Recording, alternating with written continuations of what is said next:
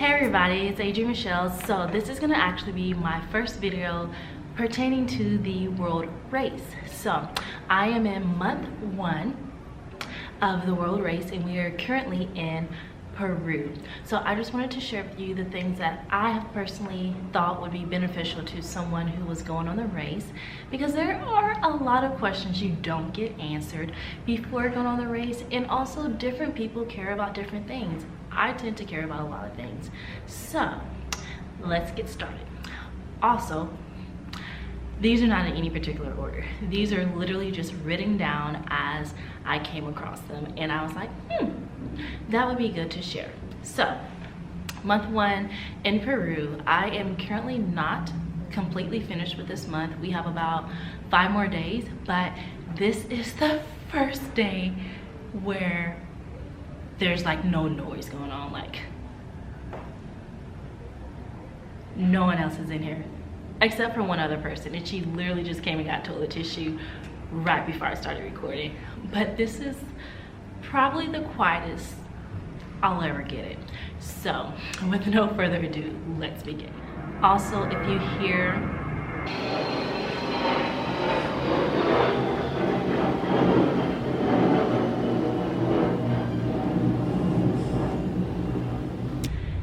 now that there's no other people here, there are still outside sounds, such as the airplanes that are really close to us.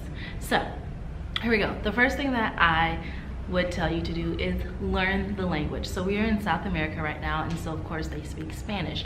And I did try to learn Spanish before coming here. I practiced with my students, and I also practiced on Duolingo. However, what they have told me is that I just have a very strong American accent.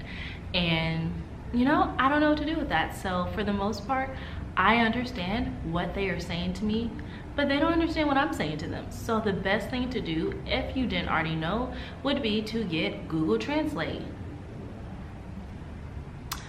I downloaded it before I came into the country. So if you're not gonna have data, if you're not gonna have Wi-Fi, go ahead and download it so that you can at least have some sort of help for conversation. Now, there will be countries that you have a translator. Currently in South America, we don't. We have a teammate who speaks Spanish pretty fluently, but she's not our translator. And one of the things that I run into is that I think things get lost in translation. So I may say something and then she'll word it the way that she wants to. And I don't think anything is wrong, but there are some moments where it's like, I want what I said to be clearly articulated. And so I think just having the Google Translate helps you be able to write out what you actually planned on saying and give it to them so that they can read it. And then your teammate or whatnot can fill in some gaps, or they can just understand it themselves. But it's frustrating when you say this whole long thing, someone translates it, and you don't really get a response. And it's like, I asked a question at the end of it. What's the answer? You know, and I also think it's just helpful for you to grow in your own skills, because you'll learn as you're translating it through Google. And I think it's also helpful that you don't have to always need your teammate, and for us, we only have one who speaks Spanish, your one teammate to always communicate for you. Sorry for that little raspiness. My throat actually does hurt, but again, this is the only day that there's no one else in the room so I can record. Clothes. Okay, so for the most part, you're going to be working with children or doing some sort of construction. There's church going on beneath us, so that was what that was.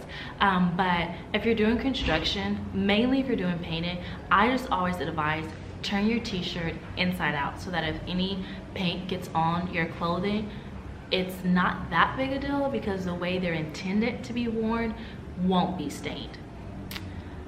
Also, you can fast on the race. That was one thing that I was concerned about, because you already don't know when or if you're getting certain food. You will always get food, but it's not communicated that well. And so I was trying to determine, when do I fast, what's going to be the best time to fast and all that. And it's really not a big deal. Just pick the way in which you fast, whether it's a whole day, whether it's a meal, and you'll be fine. And when you're fasting, you're praying and you're trusting the Lord for whatever you're fasting for, so he's too good not to be there for you in the midst of that fast. So just in case anyone was like, do I keep fasting? If you're someone who like makes a practice of fasting, I know people fast regularly, but some people make a practice of fasting weekly. And so if you're one of those people, it's not a problem.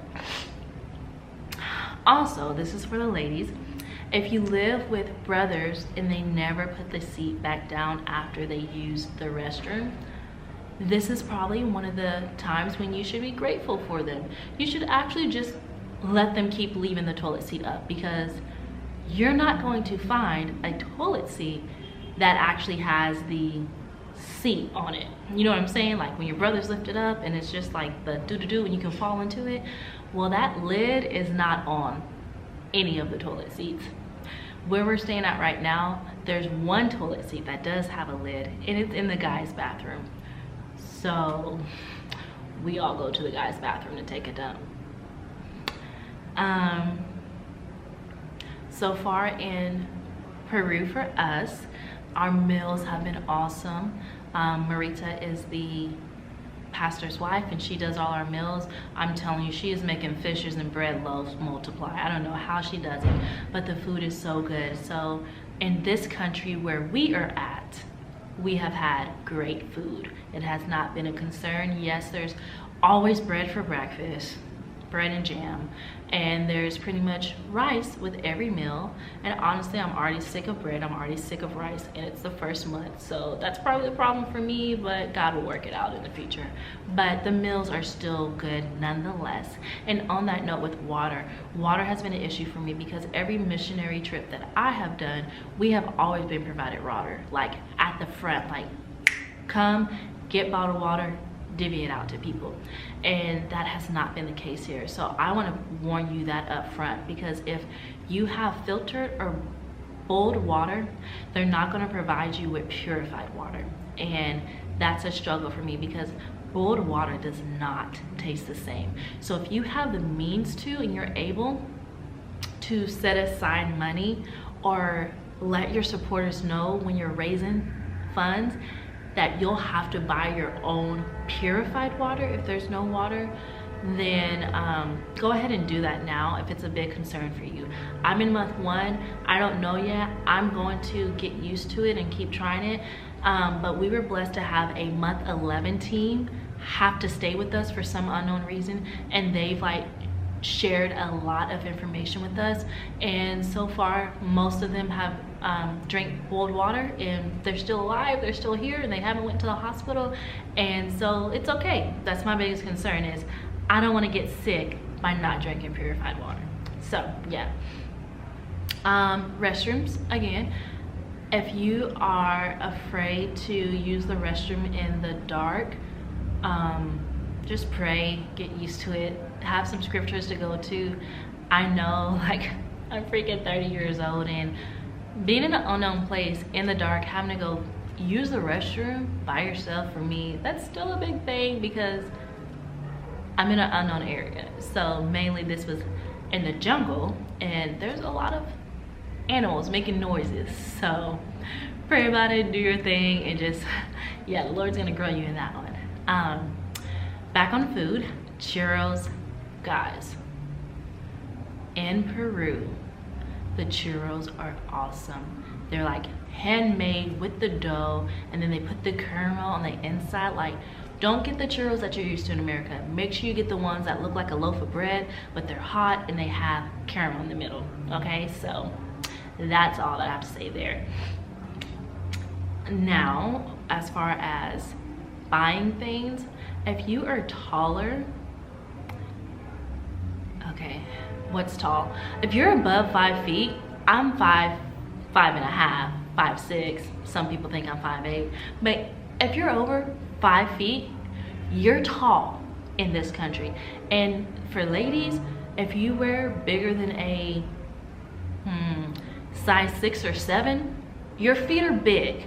Everywhere I went, I got told grande pies or something, like big feet, big feet. Like I literally walked into one store and went to look for shoes. Like I picked up the shoe and he was like, no, you're too tall, not gonna be here, go to the other place. And I was like, cool. And luckily I had like a host that was with me. He was laughing the whole time. He was like, your feet are too big, we have to go somewhere else. And so I've been trying to find sandals for about 2 weeks because I brought chocos, which is another thing. I brought chocos, and I actually had a friend tell me before that if you buy or bring chocos and you're not used to them, you're not gonna like them. I had worn them before coming to the race. I tried to get used to them and accustomed to them, but the plans that I have for wearing my chocos on the race just aren't going the way that I wanted. Like I wanted my chocos to be shower shoes and like actual sandal shoes, but I just literally don't wear sandals a lot. I love closed-toe shoes, so I'm having some chunky shoes in my pack, and we only have one pack, so the chocos aren't worth it. I want my shoes to be able to slide in and slide out, and chocos are a little harder to do that. So the blessing is that after 2 weeks, your girl found her some sandals. These are some Gambits. I don't know if that's actually how it's pronounced, but they're okay. They're pretty cute. They do the job. They're super comfortable. And they were only, what's 12 divided by 3? $4. So 12 soles equals $4. So these will be my shoes that you will see the rest of the race. Lord willing, they last me the rest of the race. But yeah, these are my Birks because I didn't bring mine because I was told they weighed too much. So yeah, just pray about finding stuff if you're big. Girl, you're not big, but if your feet are big, you're tall, or if, you know, you got some butt, because also you can't find any pants if you're my size. You gotta be super skinny too if you want to find some pants in Peru. But about that later. Next thing, if you're in Peru and you're going to the jungle, or if you're going to I can't say Machu Picchu, I call it Pikachu. If you're going there, you will need to make sure that you drink Gatorade. You'll get altitude sickness, and my mom gets it all the time, so like I know by now to drink a ton of water and Gatorade before I go anywhere with high altitude. So just letting you know that in advance so that you're prepared and like bus rides and travel days aren't just nauseous. One of the things that I've loved the most has been seeing God answer the small prayers, like the teeny tiny small prayers. I love when he does that in America, but it's just so cool to still take notice of that here. So there are a ton of dogs. And I'm not a dog person. Everyone on my team seems to be. They will pet them and everything. Y'all gonna get rabies. I'm not, but I'm not a dog person. And so there's ton, where there was a guy who was here the first day we came, and he didn't like the dogs either, but he was fluent in Spanish, so he would travel with us places. And one day before we left, he prayed, God, make us invisible to the dogs. I kid you not. Not one dog barked at us or came up to us that whole day we were traveling. And like, that was just so cool. Like I literally was staring directly at a dog, and it's like, it saw past me. And so I just thought that was pretty cool. I don't really bring attention to myself with the dogs, but I know from that day that he prayed and before, it was completely different. One of the things I've also loved seeing is couples minister together. I've seen that so much. That's just a heartthrob of mine. I want to have a godly family, and I want couples to set an example, and so you'll see that a lot. And so I'll just say take note of it if that's a desire of yours. See how they interact, see how their passions align with one another. Another thing concerning the shower is a loofah. I brought a loofah. It was like a really small one, like this small. And the REI guy told me, he was like, you don't really need that. I was like, yes I do. I want to exfoliate my skin when I take a cold shower. He's like, okay, but you could just use a bar and whatnot. And I wasn't feeling that. But my loofah tore, so you really don't need a loofah. I do have these little pads. They're kind of like the cotton swab things, where like one side it's kind of exfoliator and then the other side it's I don't know, I can show y'all it. Okay, so one side it's like cottony and one side it's like exfoliating, and that actually does wonders for me. Like, it's super thin, it goes inside of my soap container and you can easily wash it off. And again, you don't have to have it, you can just use the bar of soap. I just always felt like that was kind of like a manly thing, not a woman thing. So entonces, there's also, I think you'll have a ton of stories that you won't record and you can't necessarily tell others, but they'll forever be memories in your heart, memories with your teammates. But you may not put them in your blog, you may not remember to even write them in your journal, but I think that they'll forever stay in your heart. Also, for my ethnic ladies, gotta keep getting stuff.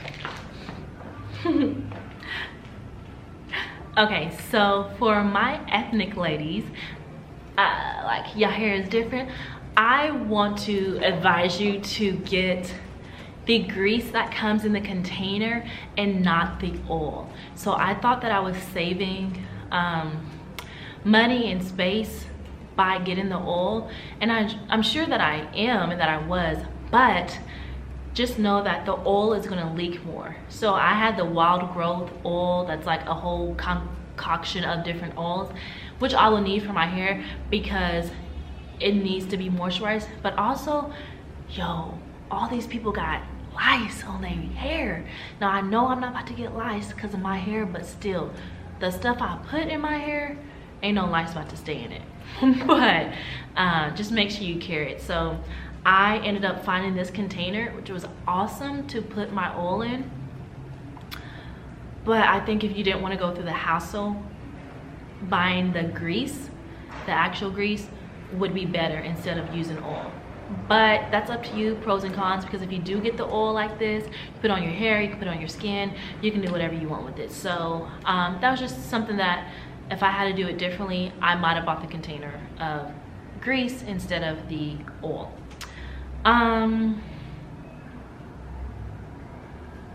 Okay, here's something you should know. There is a level of hierarchy, and I always want to respect that. But one of the things that has frustrated me the most has been when there have been decisions that need to be made and no one's saying anything. We're just sitting there talking to one another, asking each other like questions or explaining how we feel about something, but not making moves. Ask questions. That's it. If you don't know the answer to something, ask a question. The worst someone can tell you is no. The second worst I guess they can tell you is I don't know. Flip that. The worst someone can tell you is I don't know. The second worst someone can tell you is no.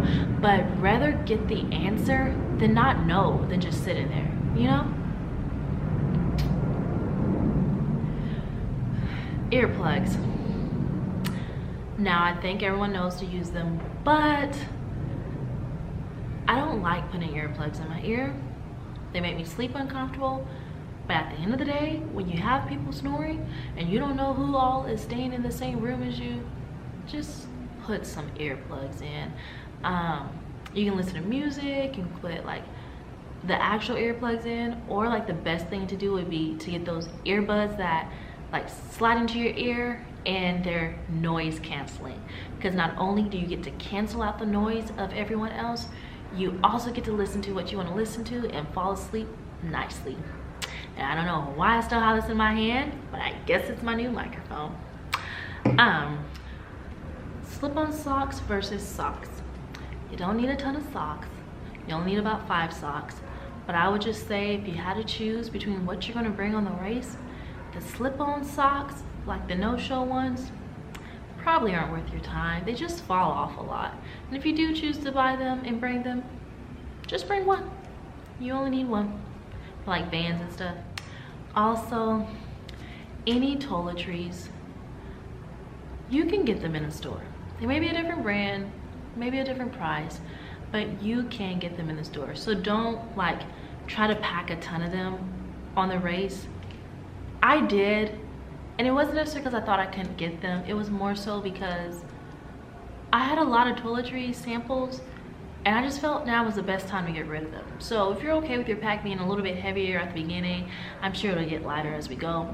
I don't know that for sure because, again, I'm in month 1. But yeah, that's my thoughts there. So this is for ladies again. Feminine products, I packed a good amount myself, but I would say only use those specific feminine products if you can't find them anywhere else. So in Peru right now, I can find pads, and I can find tampons if I necessarily wanted and needed to. But pads are fine for me.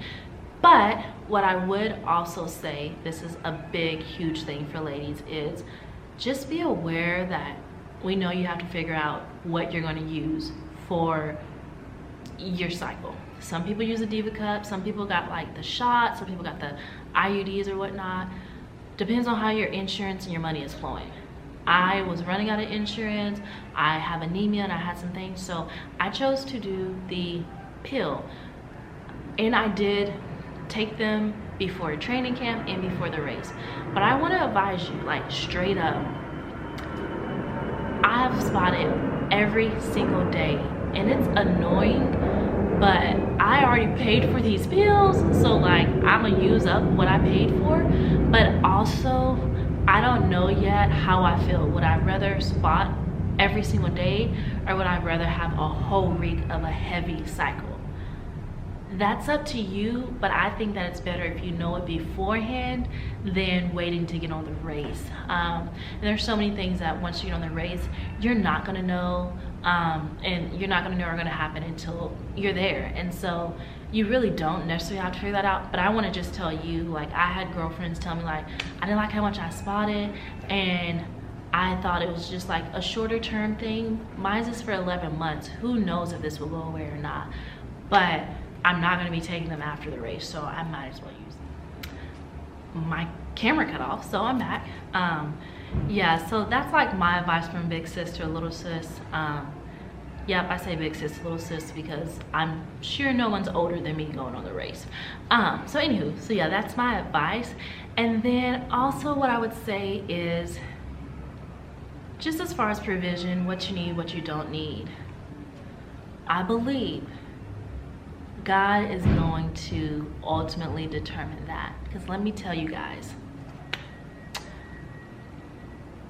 I have so many things that I wanted to have on the race that I don't have, and they're not because of me. Y'all guys, there's a fly that's getting on my nerves. Okay, they're not because of me. God has literally taken things away from my possession, and I'm frustrated, but I'm not, because I know that he's good and he's sovereign and there's a plan in it. But I am just like, let me tell you, the 3 things that he has taken away from me. My tent fell off the back of a truck on our way to Chuquibamba. My pants, blue jean pants, and I only brought 1 pair, got snagged and had a hole in my butt, so I don't have pants. And then my iPod that I found before the race that has like a ton of gigabytes and had all my songs from like when I first became a Christian, and they weren't like downloaded through iTunes. They were like, friends were giving me music, like their own recordings and things of that sort that I put on my iPod. They all got erased from my iPod. So I have no music on my phone or on my iPod. And I'm like, what are you doing, God? Like, what are you doing? Why do you not love me? I know he loves me, but it's like, why? Why take away my tent? Why take away my blue jeans? Why take away my music? Like, you know, I can see God in it now because the only thing I can put on my iPod are podcasts. Podcast only. And so I guess God wants to sanctify me in that, because I did have some ratchet songs on my iPod, and my blue jeans.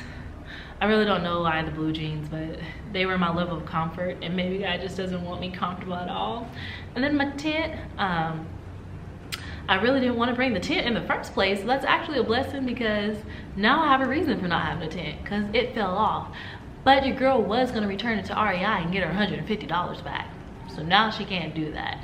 And there's a possibility that I'm going to have to, like, anytime we have to use a tent, I will have to share a tent with someone. And that is out of my comfort level. So again, maybe God is just taking away all my comforts because he doesn't want me to be comfortable. Like Andy Mineo. I guess I got too comfortable. I don't know. But yeah, so this is what I've learned from month 1 of my raise. I hope that it helped you out. I hope you listened to this far. And I also forgot one thing to share with you, so let me share it with you real quick. If you need toilet paper, because you will, and most places won't have toilet tissue, let me tell you which roll you should buy. You should buy this kind. Like, it was thicker than this before I record this video because all of us as a team are using it, but this bad boy right here, it'll last you some time, some good time. And it's thick, like no wetness on your hands when you're wiping yourself. Y'all may look at me funny right now, but if you get on the race and you realize how much you gotta twerk to dry yourself off, or how you gotta ration toilet paper if you want it to last, you will be grateful for toilet paper like this. And I honestly don't know how much longer we'll actually get in toilet paper. So yeah, so thanks again for watching. I hope this helps you. I look forward to creating more videos for you about the things that I find necessary for other people to know that some may think have no necessity in your knowledge. But if you care about the things I care about, then maybe these videos will help you. So stay tuned for the next one. Subscribe, follow, do the things they tell you to do on most YouTube videos, somewhere down here or up here or I don't know where. But yeah, subscribe and stay tuned for the next. And if you want to see what I'm writing about, you can always go to my Road Race page. It is adrianandaniels.theroadrace.org. I hope to post weekly, but you know, I'm guaranteed to post once a month. Anywho, thanks again for watching. Adrian Michelle, and I'm out.